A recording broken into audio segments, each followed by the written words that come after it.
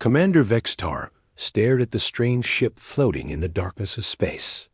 His crew had been hunting for new worlds to conquer when they found this small vessel near the third planet of a yellow star. The ship looked weak and old, like most things the lesser races built. "Captain, we have found another primitive species," Vextar said into his communicator. His voice carried the pride of a warrior who had helped destroy 17 different civilizations. They called themselves humans. The alien commander studied the human ship through his viewing screen. It was much smaller than his own vessel, the Silent Dawn. The humans seemed to use simple metals and basic technology.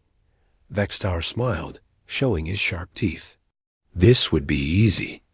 Open communication with them, he ordered his crew. Let us see what these humans have to offer. The screen flickered, and a human face appeared. The creature had strange, smooth skin and small eyes. It spoke in a calm voice that surprised Vextar. "This is Captain Jake Morrison of the cargo ship. New Horizon. We mean no harm. We are carrying medical supplies to one of our colonies." Vextar laughed. "Human Morrison, you will surrender your ship and cargo to the mighty Zephyrian Empire. You will become our slaves, as is proper for weak races." Morrison's face did not change. He seemed almost bored. "I'm afraid I can't do that, Commander.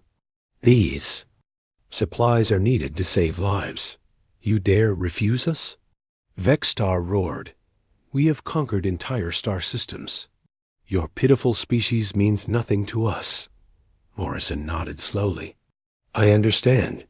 You've made your choice." He reached for something. Off screen. "Computer, send code yellow to all nearby units." Vextar frowned. "What are you doing, human?" "Calling for help," Morrison replied. "You attacked a medical supply ship. That's not something we take lightly." The Zephyrian commander ordered his weapons officer to disable the human ship. Blue energy beams shot out and struck the New Horizon. The human ship's engines went dark, and it began to drift. "Prepare boarding parties," Vextar commanded. "We will take what we want from these humans." That was when the impossible happened. 3 ships appeared out of nowhere around the Silent Dawn. They had been invisible, hiding in the darkness of space. The human vessels were sleek and deadly looking, unlike anything Vextar had ever seen. Their weapons were already aimed at his ship. "This is Admiral Kate Logan of the Human Defense Force," a new voice said over the radio. "You have attacked a civilian medical transport. Stand down immediately." Vextar's blood ran cold. His sensors showed that the human ships carried weapons far more powerful than his own. Their armor was stronger, their shields more advanced. How was this possible? "Impossible," he whispered. "Our intelligence said humans were primitive." Morrison's voice came back over the radio. "Commander, I'm going to board your ship now. My medical team will help your wounded crew members." "Wounded?" Vextar looked around his bridge. Several of his officers were bleeding from cuts caused when the human ships had appeared so suddenly. He had not even noticed. Minutes later, Morrison walked onto the bridge of the Silent Dawn. He was followed by a woman carrying medical supplies and a man with tools to fix damaged equipment. Vextar expected them to be armed and dangerous. Instead, they immediately went to help his injured crew. "Why are you helping us?" Vextar asked. "We attacked you." Morrison looked at him with those strange human eyes. "Because you're hurt. That's what we do." The human medic, a woman named Lisa Grant, worked on Vextar's weapons officer. The Zephyrian had been badly cut when his console exploded. Grant's hands were gentle as she cleaned and bandaged the wound. "Your technology," Vextar said to Morrison. "How do you have such advanced ships?" Morrison smiled. It was not a cruel smile, but it made Vextar feel afraid. "We've been watching your people for months, Commander. We know about your empire and your conquests." "Watching us? But how?" We're very good at staying hidden when we want to, Morrison replied. We've been tracking your fleets since you entered this part of space. Vexstar realized the truth. The humans had known about his mission from the beginning. They had let him approach the cargo ship. They had been testing him, seeing what he would do. You could have destroyed us, Vexstar said. Yes, Morrison agreed. But we didn't want to. We prefer to talk first. The human engineer, Rick Barnes, finished repairing the Silent Dawn's damaged systems. He worked quietly and efficiently, asking no questions about Cephirian technology. Your ship is repaired. Barnes told Vexstar. You can return to your homeworld whenever you're ready. You're letting us go? Vexstar could not believe it. Morrison nodded. We don't want to fight you, Commander. But we will if we have to. And we're very, very good at fighting. The humans prepared to leave. Before they went, Morrison turned back. To Vexstar. Commander, I want you to take a message back to your leaders. Tell them that humanity is not interested in conquest. We don't want to rule other species or take their worlds. But we will defend ourselves and our allies. Vexstar found his voice. What if my people decide to attack anyway? Morrison's expression grew serious. Then you'll discover why the galaxy should fear us. Not because we're cruel or violent, but because we're prepared. We've been getting ready for this day for a very long time. The humans returned to their ships, which disappeared again into the darkness of space. Vexstar was left alone with his crew, staring at the empty space where the human vessels had been docked as the Silent Dawn began its journey home. Vexstar thought about what he had learned. The humans had technology that could make entire fleets invisible. They had weapons that could destroy Zephyrian ships with ease. They had been watching and waiting, learning about their enemies. But most terrifying of all, they had chosen not to use their power. They could have wiped out the Silent Dawn and its crew, but instead they had offered help and healing. Vexstar had conquered many worlds, but he had never met warriors like these humans. They fought not for glory or conquest, but to protect. They had the power to destroy, but they chose to build instead. For the first time in his long military career, Commander Vexstar was truly afraid. 3 months had passed since the first meeting between humans and aliens. The Galactic Council had chosen their best diplomat to visit Earth. Her name was Tisara, and she belonged to a race called the Kethmori. They were known across the galaxy as the greatest warriors who had ever lived. Tisara stood 7 feet tall with 4 arms and skin like black metal. Her people had never lost a war. They believed that strength was the only thing that mattered in the universe. She had come to Earth expecting to find weak creatures who would bow before her power.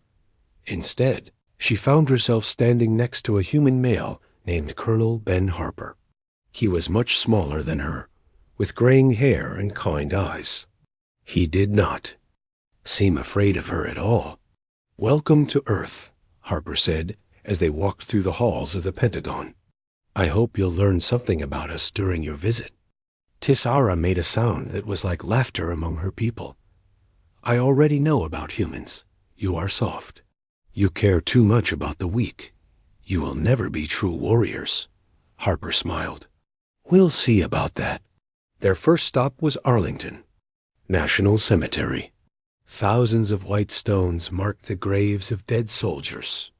Tisara walked among them, reading the names and dates carved into the marble. "Why do you keep these?" she asked. "Among my people, we forget the dead. Only victory matters." Harper knelt beside one of the graves. This man died saving his friends. He could have run away, but he stayed to fight. "We remember him because his sacrifice meant something." "He lost," Tisara said.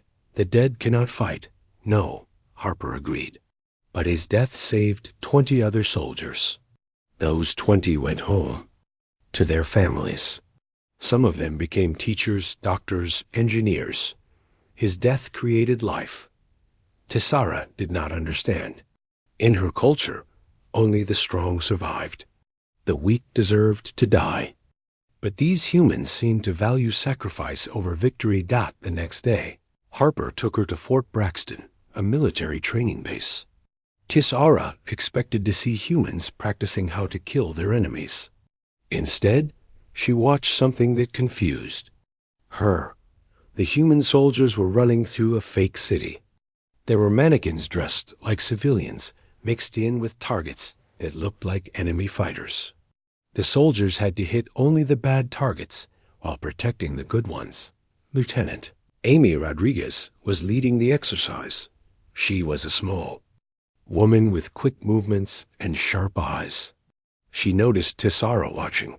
"Would you like to try?" Rodriguez asked. "See how well you can do." Tessara laughed. "This is too easy. A true warrior kills all enemies." Rodriguez handed her a training weapon. "The enemies are the ones with red armbands. The civilians are the ones without. You must save the civilians while stopping the enemies." Tessara entered the fake city. She moved quickly, her 4 arms allowing her to carry multiple weapons. She began shooting at everything that moved. In 30 seconds, she had destroyed all the targets. Rodriguez checked the results. "You killed 12 enemies and 15 civilians. You failed." "Failed?" Tessara roared. "I eliminated all threats." "You were supposed to protect the innocent people," Rodriguez explained. "A true warrior knows the difference between a threat and a victim." Tessara challenged Rodriguez to real combat. The human woman accepted, but she set rules. No killing blows. Stop when one fighter could not continue. Protect any bystanders. The alien warrior attacked with all 4 arms, using weapons and claws. She was faster and stronger than any human. But Rodriguez did something unexpected. She did not try to match Tessara's strength. Instead, she moved like water, flowing around the attacks. Rodriguez used Tessara's own power against her. When the alien pushed, the human pulled. When the alien rushed forward, the human stepped aside. In minutes, Tessara found herself on the ground, held in a grip she could not break. "How?" Tessara gasped. "You fight like a storm," Rodriguez said, helping her up. "All power and fury. We fight like the ocean. We find the cracks and flow into them." That evening, Harper took Tessara to a military funeral. Sergeant Danny Walsh had died in a training accident while trying to save another soldier from a burning vehicle. Both men had died, but Walsh had pushed the other man far enough away that rescue teams could reach him later. Hundreds of humans came to honor Walsh. They did not speak of his kills or his victories. They talked about his kindness, his jokes, and his love for his family. They remembered how he had helped train new soldiers and how he had always been ready to help anyone who needed it.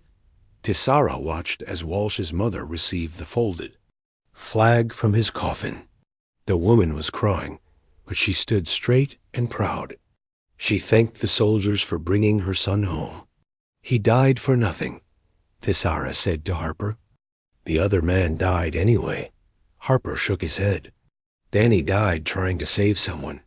That's not nothing. That's everything." "I don't understand your people," Tessara admitted. "You have powerful weapons, but you don't use them to conquer. You have strong soldiers, but you teach them to protect the weak. You honor the dead who failed to win." "That's what makes us dangerous," Harper replied. "Other races fight for glory, territory, or revenge. We fight for something bigger than ourselves. What could be bigger than victory?" Harper looked at the flag on Danny Walsh's coffin. Love, hope. The belief that everyone deserves a chance to live in peace. When you fight for those things, you don't just want to win. You need to win. Tessara thought about this as she prepared to leave Earth. She had come expecting to find weakness.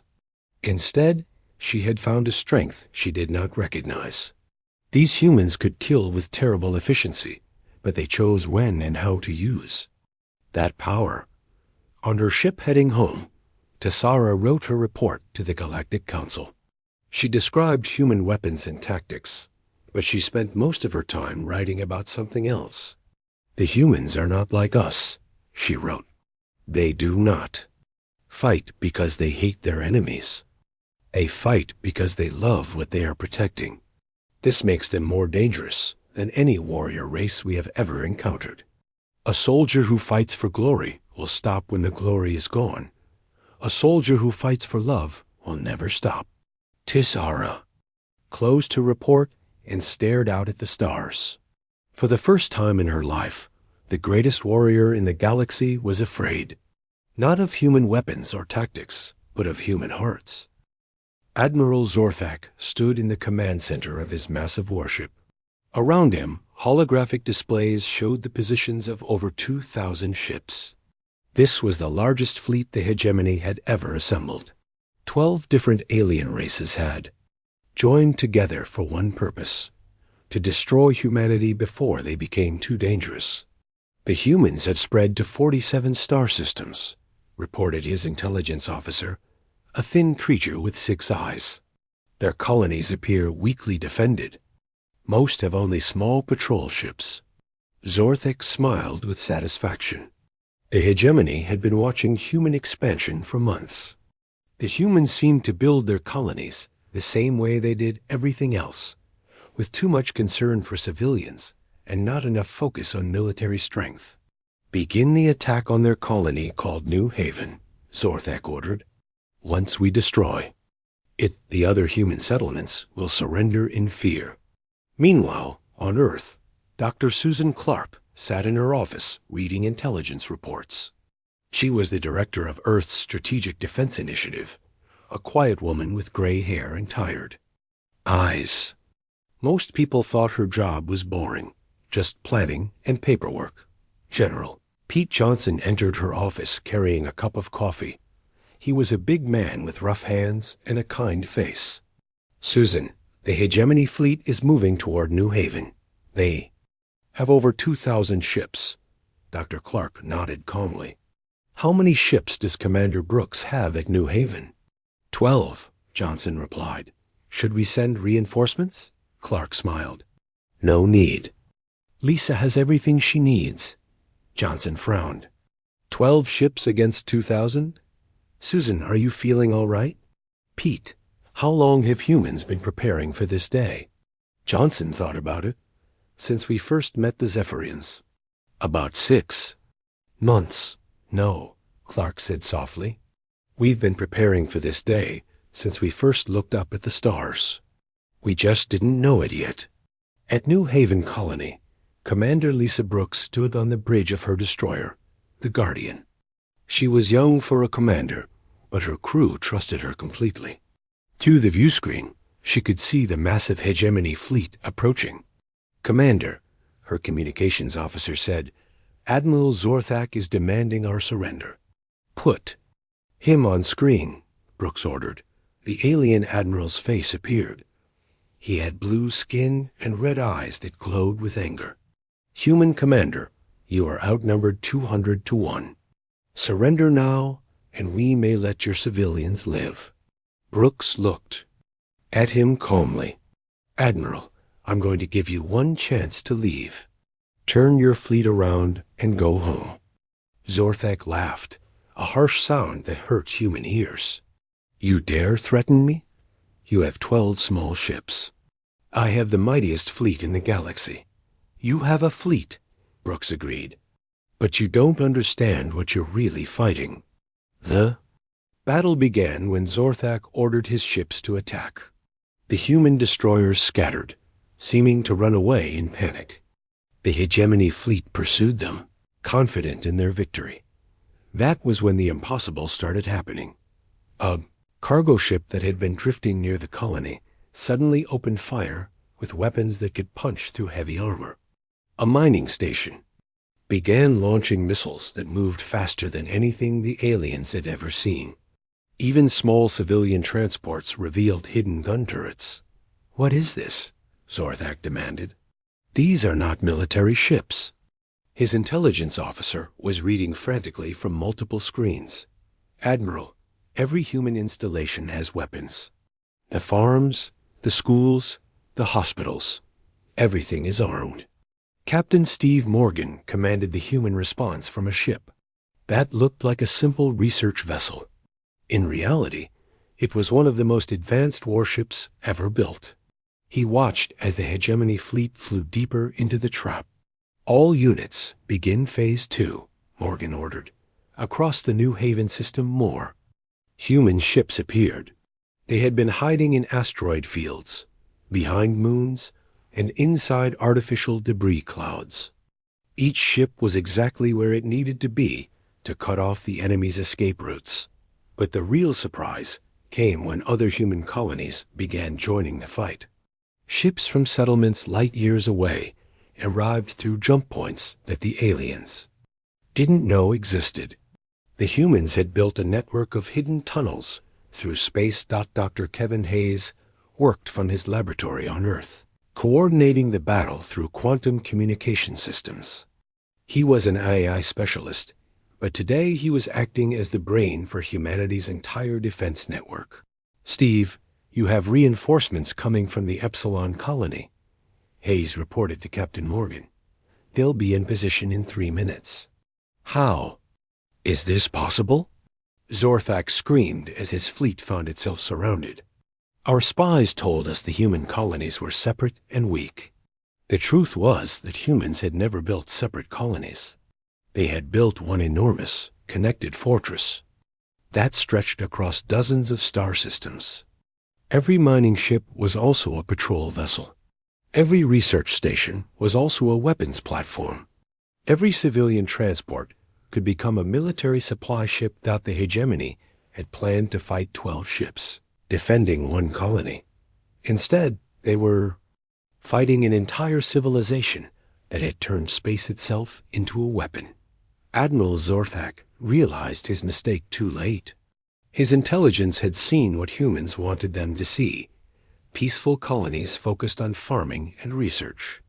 They had not seen the hidden truth. Humans did not build anything that served only one purpose. A human school was also a shelter and communication center. A human hospital was also a command post and weapons depot. A human farm was also a sensor, a ray and missile launch site. The battle lasted only 4 hours. When it ended, half of the hegemony fleet was destroyed or disabled. The other half was allowed to retreat, carrying a message back to their home worlds. Captain Morgan opened communication with the fleeing enemy ships. "Tell your leaders what you learned here today. Humans don't just build colonies. We build systems. We don't just make plans for next year. We make plans for the next century." Zorthak's ship limped away from the battle, badly damaged but still flying.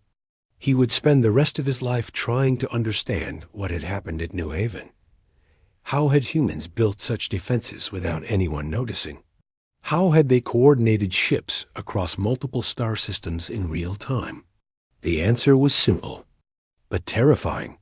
Humans played a longer game than anyone else in the galaxy. While other races planned battles, humans planned wars. While other races built armies, humans built civilizations designed to fight and survive. Dr. Clark received the battle report in her quiet office on Earth. General Johnson stood beside her, shaking his head in amazement. "How did we do it, Susan?" he asked. "How did we build all of this without the galaxy knowing?" Clark looked out her window at the peaceful Earth sky. "We didn't build it to fight the hegemony, Pete. We built it because that's who we are. Humans prepare for problems we hope will never come. It's what makes us human." The galaxy had learned a new lesson about humanity. They were not just warriors or diplomats or builders. They were survivors who thought generations ahead. And that made them the most dangerous species anyone had ever encountered. 6 months after the hegemony's defeat, a new terror came from the dark spaces between galaxies. The machines called themselves the Devourers. and they had been eating entire civilizations for over 1,000,000 years. They moved like a plague across space, consuming everything in their path. President Karen Davis sat in the White House Situation Room, listening to reports from across the galaxy. The machines had already destroyed 3 star systems and were heading toward more populated areas. Every organic species in the galaxy was in danger. "Madam President," said Admiral Chris Taylor, "the Galactic Council is asking for our help. They want to form a united fleet to stop these machines." Dr. Rachel Stone, the government's top scientist, looked up from her computer. "The Devourers are unlike anything we've ever faced. They learn from every battle, adapt to every weapon, and never make the same mistake twice. Every civilization that has fought them has been completely destroyed." Davis nodded grimly. "How long before they reach human space?" 3 months, Taylor replied. "Maybe less if they move faster than our estimates." In the Vega star system, the combined galactic fleet gathered for what everyone knew might be the last battle of their species. Over 5,000 ships from dozens of different worlds floated in formation, preparing to face an enemy that had never been defeated. Admiral Mark Rodriguez commanded the human portion of the fleet from his flagship, the Determination. He had fought in both the Zephyrian Encounter and the Hegemony War, but this was different. The Devourers were not organic beings who could be reasoned with or frightened. They were pure hunger given form. The enemy arrived like a storm of metal and death. Thousands of machine ships, each one perfectly designed for destruction. They moved with impossible coordination, as if controlled by a single mind. Their weapons cut through the strongest armor like paper. The galactic fleet fought bravely. Ships from the proud Kethmori flew alongside former enemies from the Hegemony. Everyone understood that if they lost here, their entire galaxy would die. But the machines were everything the reports had said. They adapted to each weapon after seeing it used once. They learned from every tactic and countered it perfectly. Within 2 hours, the galactic fleet was losing badly. Admiral Rodriguez called Captain Tessara over the radio. The great Kethmori warrior had volunteered to fight alongside humans after learning to respect them. "My ship is badly damaged. We cannot hold them much longer." Rodriguez watched the battle displays with calm eyes that worried his own officers. Human ships were falling back on all fronts. The machines were winning, just as they always did. "All ships, begin retreat pattern Omega," Rodriguez ordered. "Fall back to the secondary positions." His communication officer, Lieutenant Mike Chun, looked confused.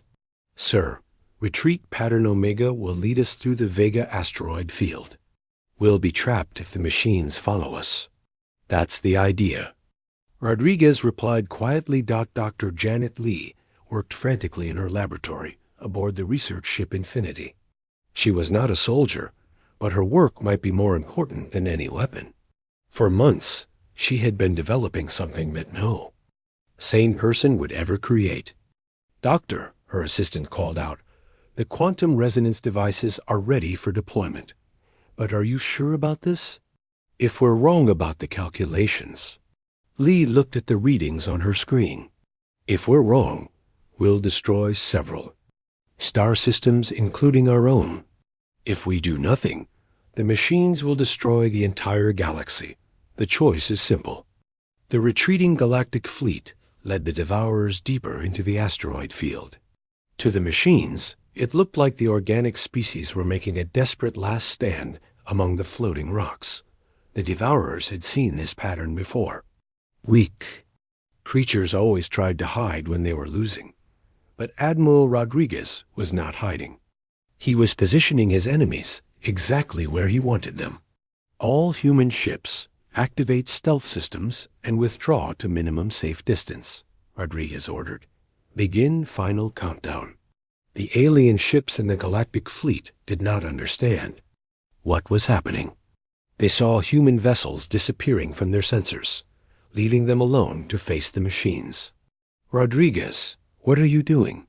demanded Admiral Tisara. "You cannot abandon us now." "We're not abandoning you," Rodriguez replied. "We're saving you. All non-human ships, emergency jump to coordinates I'm sending you. Do it now, and don't ask questions." Something in his voice made the alien commanders obey. Ships from across the galaxy activated their faster-than-light drives and fled the battle zone. Within minutes, only humans and machines remained in the Vega system. The Devourers surrounded the remaining human ships, preparing to finish what they saw as an easy victory.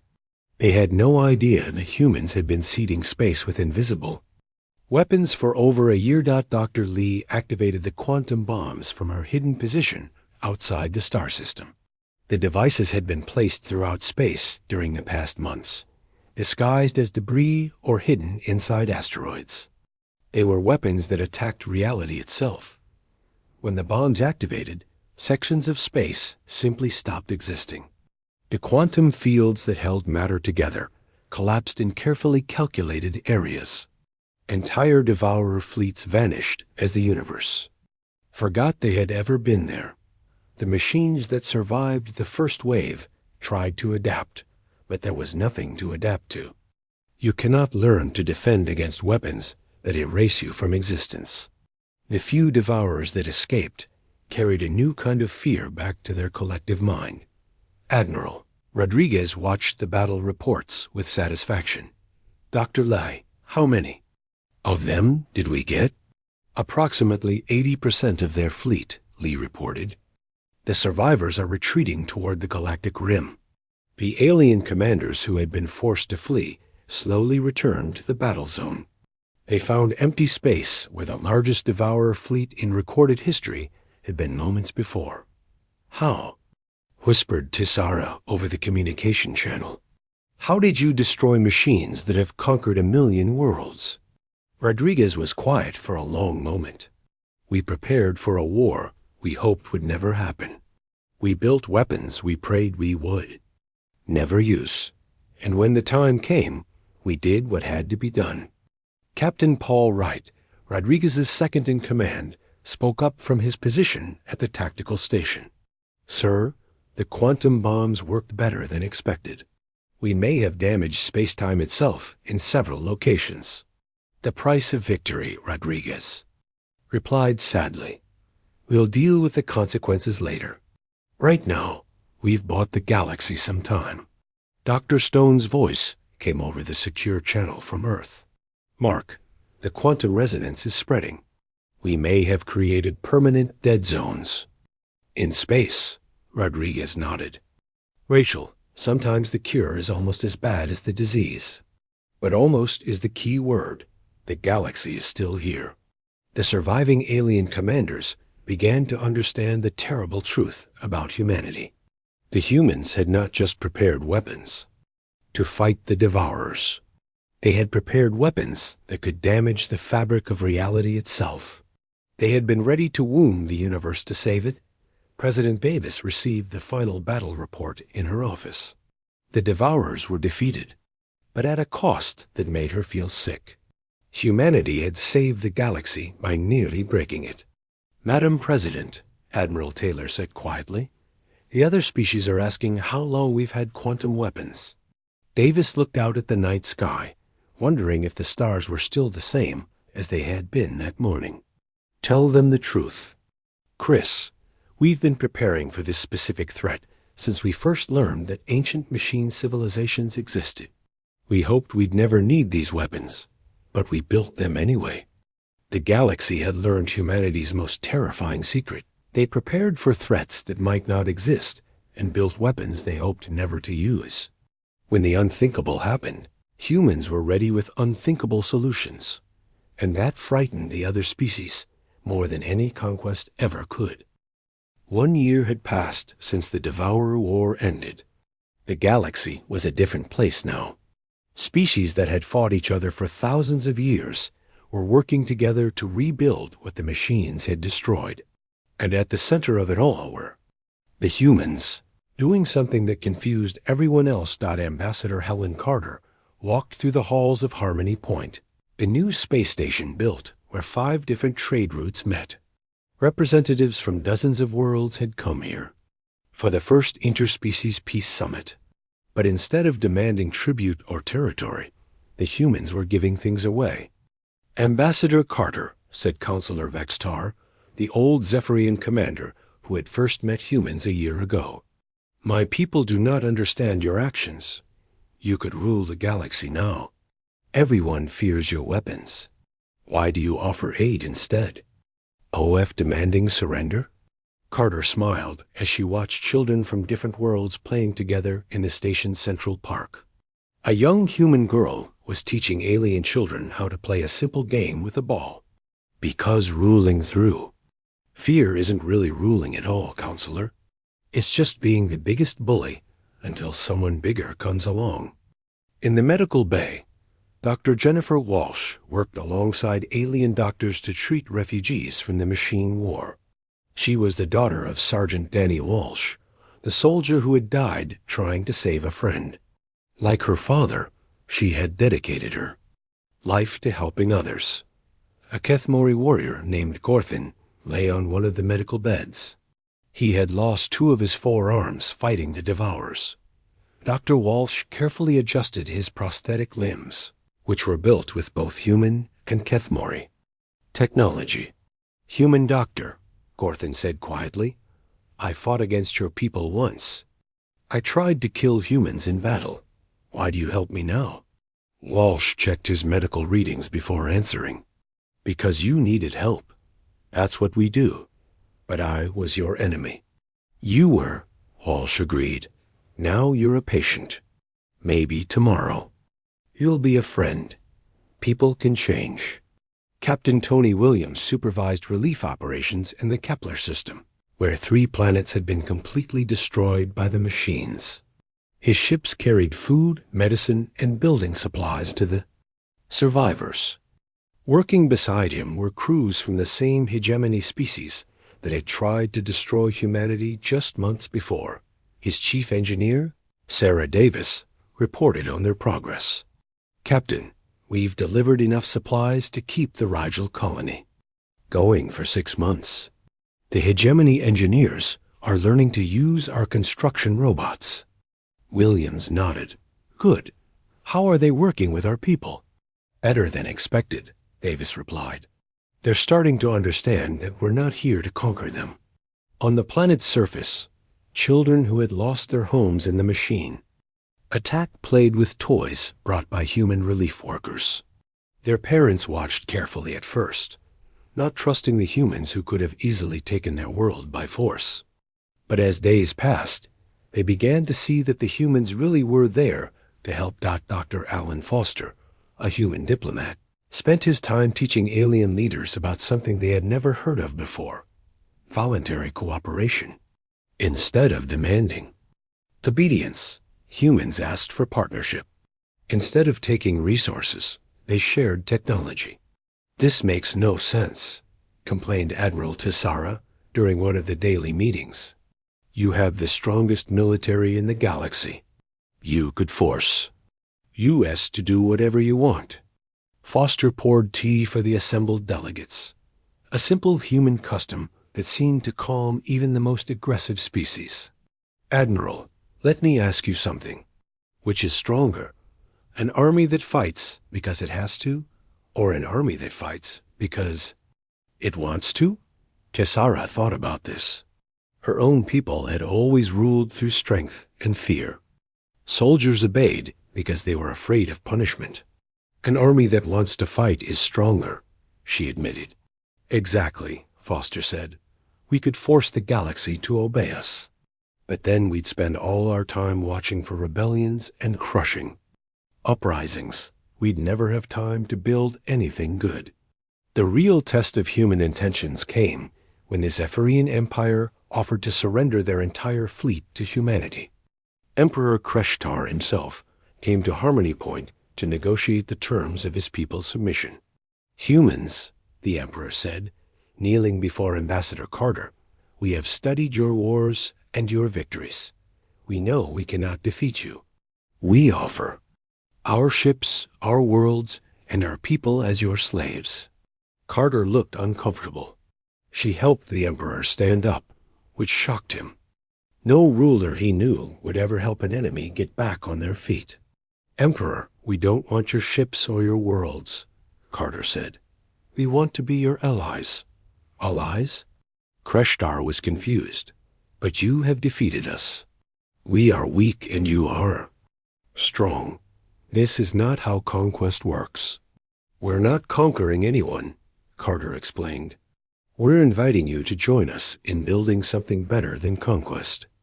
Commander Jake Morrison, now promoted to Admiral, stood in the observation deck of the space station with his 10-year-old daughter Emma.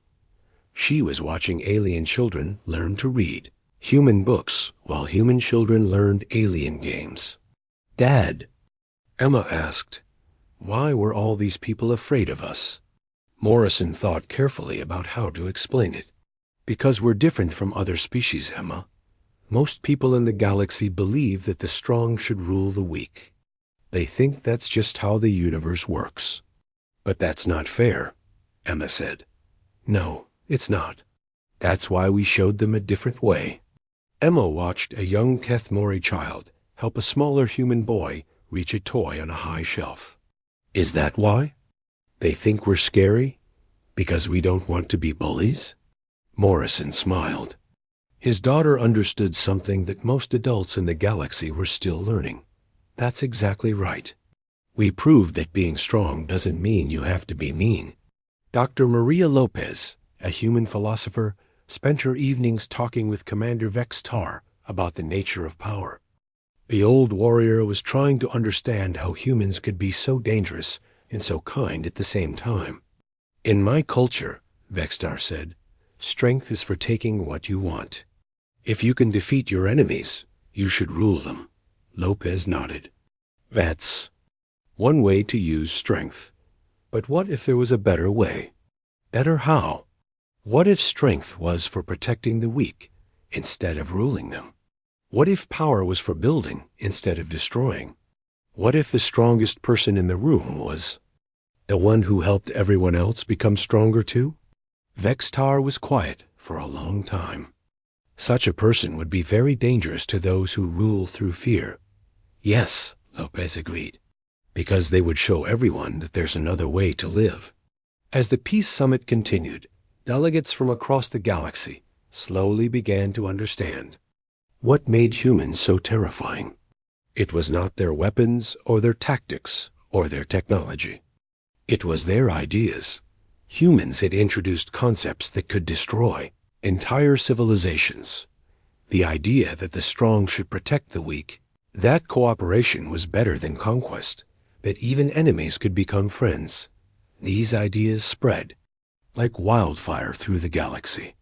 Slaves began to question why they served masters. Soldiers began to wonder why they fought for rulers who only cared about power. Citizens started asking why they should obey leaders who gave them nothing in return. Admiral Morrison wrote in his personal log, "The galaxy calls us the most terrifying warrior civilization because we proved something they never imagined. We showed them that the strongest people don't need to rule others. We showed them that true power comes from helping others find their own strength." He looked out at the stars, thinking about the future his daughter would inherit. The other species are right to fear us, not because of what we might do to them, but because of what we've proven they could become. We've shown them that warriors can choose peace, that the strong can choose to serve, and that power can choose to heal instead of hurt. The galaxy was changing, one mind at a time. And humanity, the species that could have conquered everything, had chosen instead to teach everyone how to be free. That was the most terrifying thing of all.